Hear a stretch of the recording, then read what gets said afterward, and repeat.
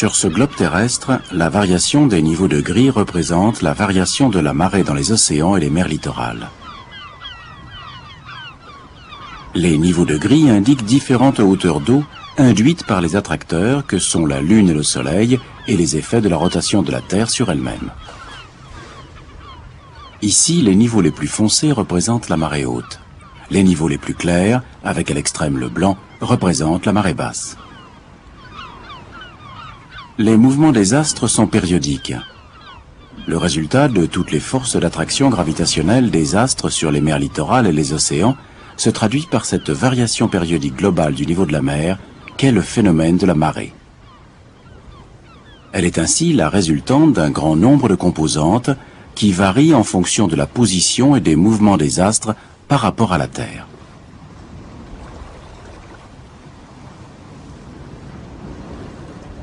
Ces différentes composantes s'appellent les ondes de marée.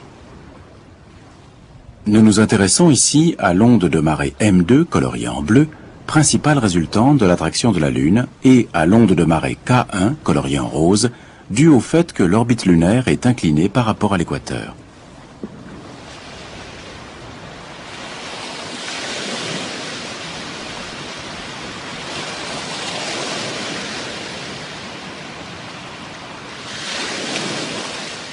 L'onde de marée M2 se reproduit de manière identique toutes les 12h25, c'est ce qu'on appelle sa période, le temps que l'eau met à revenir à une même hauteur en un même point. On la voit ici se propager dans l'image centrée sur l'Atlantique Nord.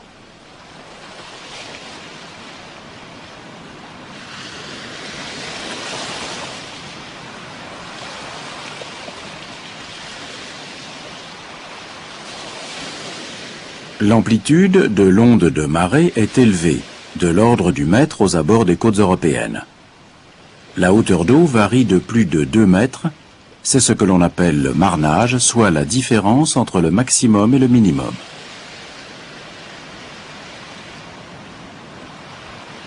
On observe les mêmes amplitudes importantes au large de Terre-Neuve, de la baie d'Hudson et de la mer de Baffin.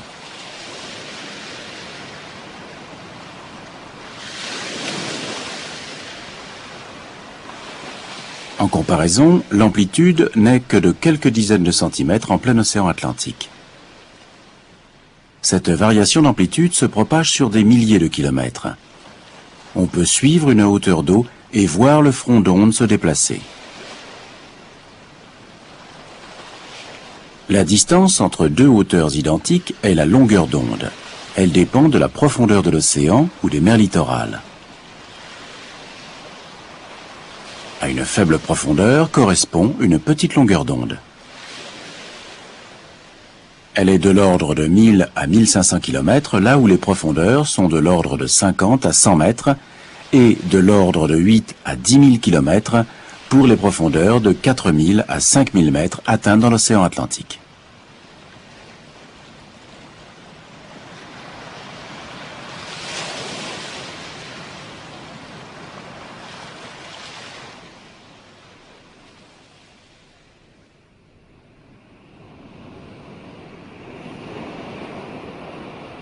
Quand la largeur de l'océan est un multiple de la demi-longueur d'onde, on observe la formation d'une structure en résonance.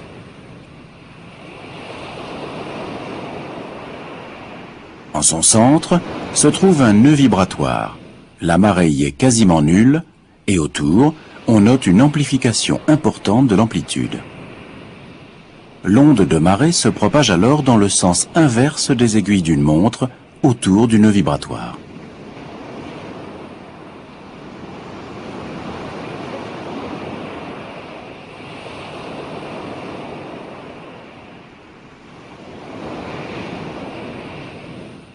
L'onde se déplace d'autant plus lentement que la profondeur est faible. Ainsi, dans la mer du Nord ou la baie d'Hudson, l'onde se déplace jusqu'à 10 fois moins vite qu'en plein Atlantique où les profondeurs sont importantes.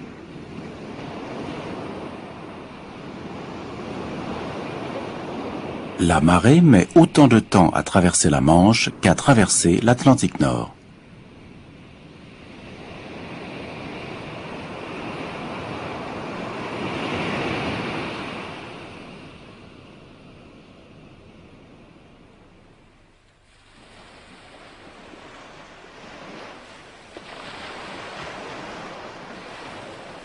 La période de l'onde K1 est quasiment le double de l'onde M2. Elle est de 23h56 au lieu de 12h25. Par contre, l'amplitude est beaucoup plus faible. Elle est de l'ordre de 25 cm. Les échelles spatiales sont doubles également. La distance de 10 000 km correspond cette fois à la moitié de la longueur d'onde en plein océan Atlantique, soit la longueur du point le plus bas, en clair, au point le plus haut, en plus foncé.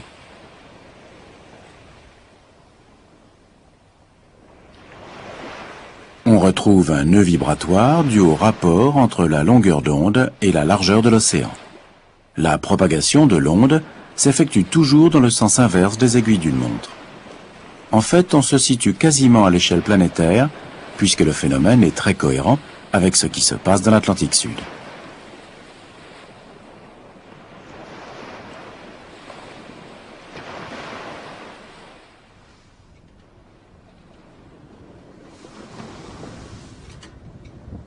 On peut observer le phénomène de bascule de la mer Méditerranée avec un bassin est et ouest en opposition de phase. Le bassin ouest se remplit et se vide tout en phase avec des flux à ses deux extrémités, le détroit de Gibraltar et le détroit de Sicile. Le phénomène est plus complexe dans le bassin est avec une amplification importante due à la résonance dans la mer Adriatique.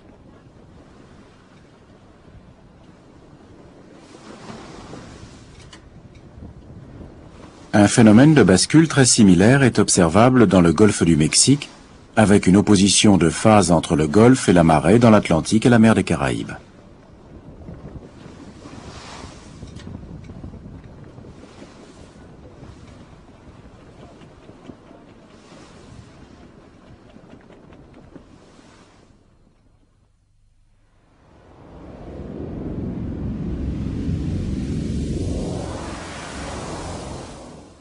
Dans les moyennes et hautes latitudes, à de très petites échelles, c'est-à-dire de l'ordre de quelques dizaines à une centaine de kilomètres, on observe des structures qui sont le résultat du piégeage de l'énergie de la marée par le relief des fonds marins. Ces structures correspondent à la présence de plateaux et de hauts fonds dont les dimensions horizontales sont propices au piégeage de l'onde K1.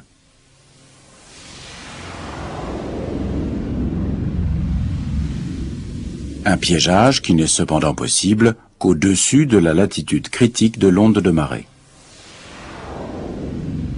Dans le cas de K1, cette latitude critique est d'environ 30 degrés.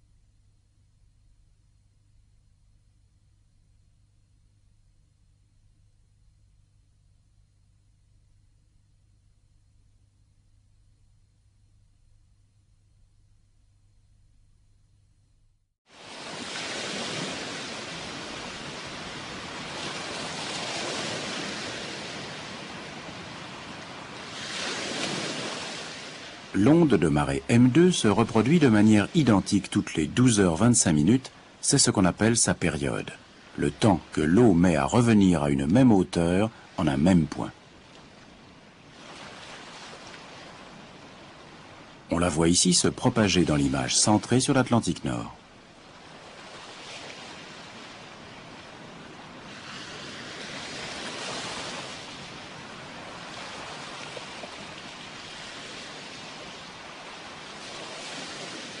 L'amplitude de l'onde de marée est élevée, de l'ordre du mètre aux abords des côtes européennes. La hauteur d'eau varie de plus de 2 mètres, c'est ce que l'on appelle le marnage, soit la différence entre le maximum et le minimum.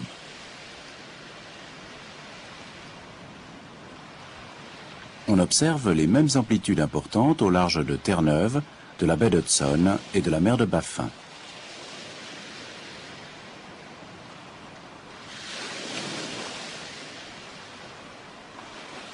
En comparaison, l'amplitude n'est que de quelques dizaines de centimètres en plein océan Atlantique. Cette variation d'amplitude se propage sur des milliers de kilomètres. On peut suivre une hauteur d'eau et voir le front d'onde se déplacer. La distance entre deux hauteurs identiques est la longueur d'onde. Elle dépend de la profondeur de l'océan ou des mers littorales. À une faible profondeur correspond une petite longueur d'onde. Elle est de l'ordre de 1000 à 1500 km, là où les profondeurs sont de l'ordre de 50 à 100 mètres et de l'ordre de 8 à 10 000 km pour les profondeurs de 4000 à 5000 mètres atteintes dans l'océan Atlantique.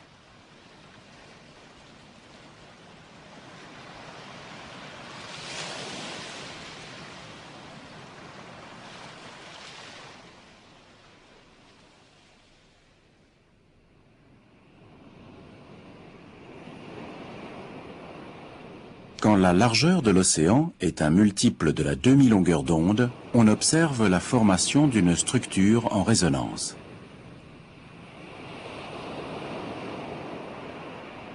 En son centre se trouve un nœud vibratoire. La marée y est quasiment nulle et autour, on note une amplification importante de l'amplitude. L'onde de marée se propage alors dans le sens inverse des aiguilles d'une montre autour du nœud vibratoire.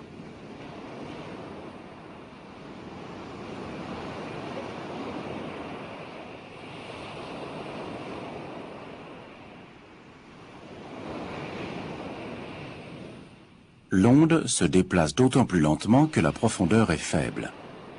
Ainsi, dans la mer du Nord ou la baie d'Hudson, l'onde se déplace jusqu'à 10 fois moins vite qu'en plein Atlantique où les profondeurs sont importantes.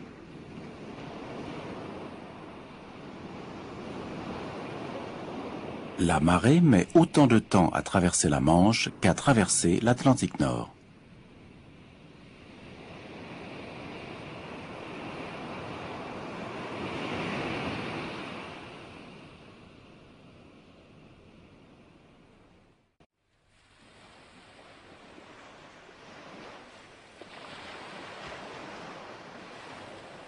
La période de l'onde K1 est quasiment le double de l'onde M2. Elle est de 23h56 au lieu de 12h25. Par contre, l'amplitude est beaucoup plus faible. Elle est de l'ordre de 25 cm. Les échelles spatiales sont doubles également. La distance de 10 000 km correspond cette fois à la moitié de la longueur d'onde en plein océan Atlantique, soit la longueur du point le plus bas, en clair, au point le plus haut, en plus foncé.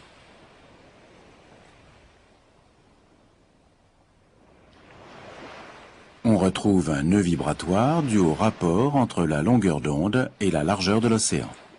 La propagation de l'onde s'effectue toujours dans le sens inverse des aiguilles d'une montre. En fait, on se situe quasiment à l'échelle planétaire, puisque le phénomène est très cohérent avec ce qui se passe dans l'Atlantique Sud.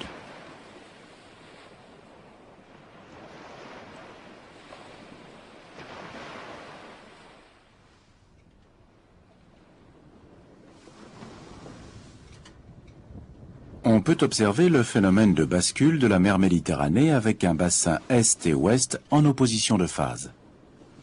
Le bassin ouest se remplit et se vide tout en phase avec des flux à ses deux extrémités, le détroit de Gibraltar et le détroit de Sicile. Le phénomène est plus complexe dans le bassin est avec une amplification importante due à la résonance dans la mer Adriatique.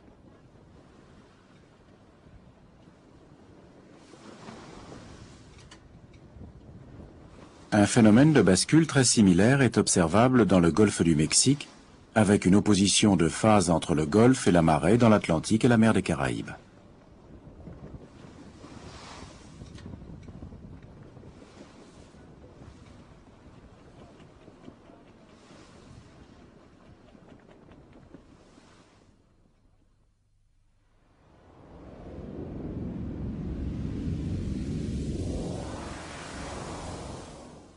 Dans les moyennes et hautes latitudes, à de très petites échelles, c'est-à-dire de l'ordre de quelques dizaines à une centaine de kilomètres, on observe des structures qui sont le résultat du piégeage de l'énergie de la marée par le relief des fonds marins. Ces structures correspondent à la présence de plateaux et de hauts fonds dont les dimensions horizontales sont propices au piégeage de l'onde K1.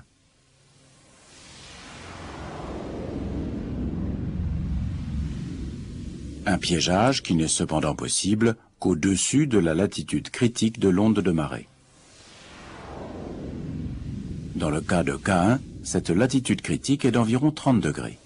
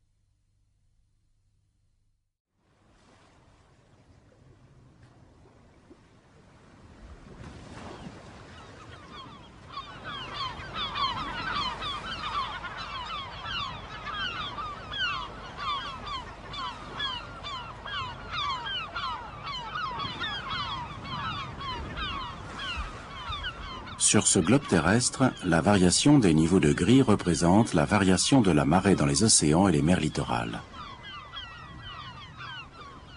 Les niveaux de gris indiquent différentes hauteurs d'eau induites par les attracteurs que sont la Lune et le Soleil et les effets de la rotation de la Terre sur elle-même. Ici, les niveaux les plus foncés représentent la marée haute. Les niveaux les plus clairs, avec à l'extrême le blanc, représentent la marée basse.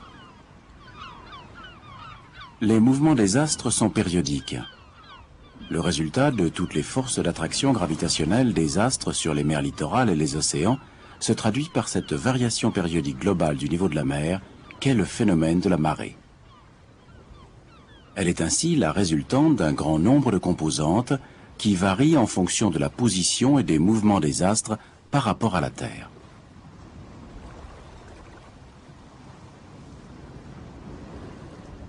Ces différentes composantes s'appellent les ondes de marée.